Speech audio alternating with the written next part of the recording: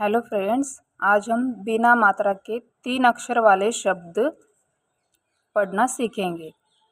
कमल कमल, सदन सदन, गगन गगन, चमन चमन, कड़क कड़क, सड़क सड़क, जतन जतन, धरण धरण, सबक सबक, खत्म खत्म, तरल तरल, दशम दशम, धरण धरण, नमक नमक, नरम नरम, ठणक ठणक, परख परख, फसल फसल,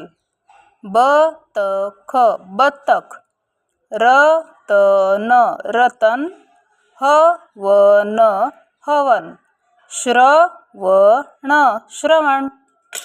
बाय फ्रेंड्स।